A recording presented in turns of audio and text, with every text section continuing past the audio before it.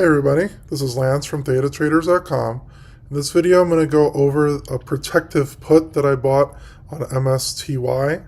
This has a very high dividend, but it could be very volatile and the ETF price could drop a lot.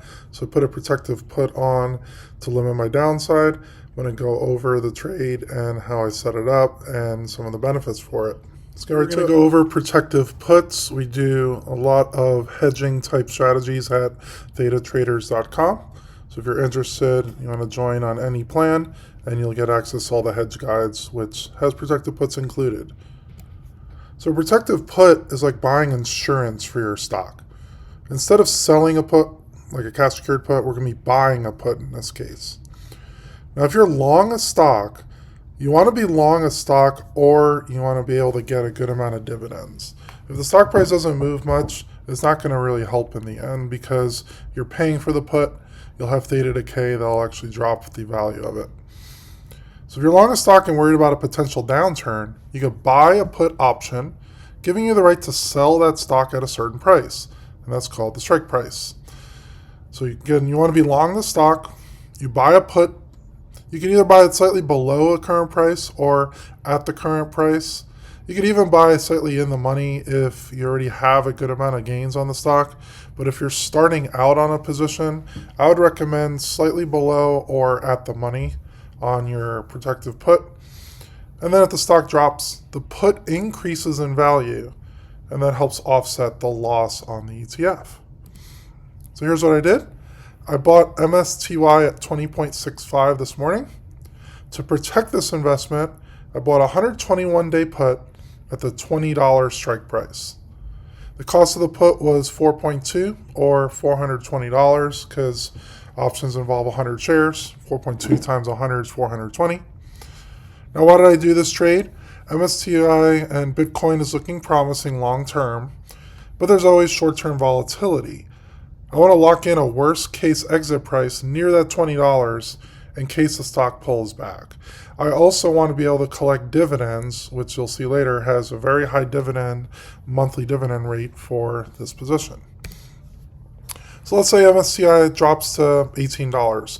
Without the put, I would be 20.65 minus 2.65 or $2.65 per share.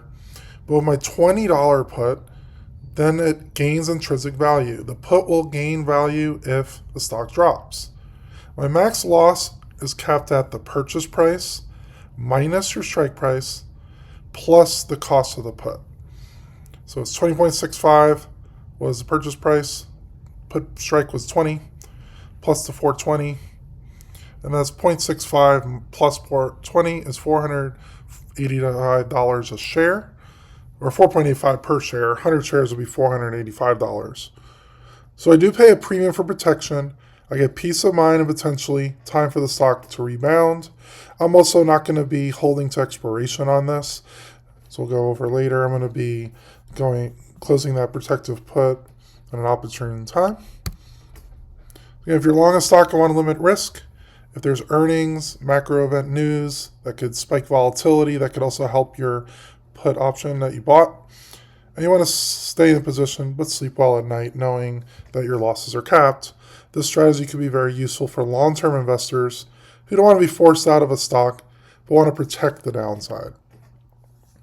These are powerful, especially when volatility rises or your conviction in the stock stays strong and you're bullish, but the near-term outlook is uncertain.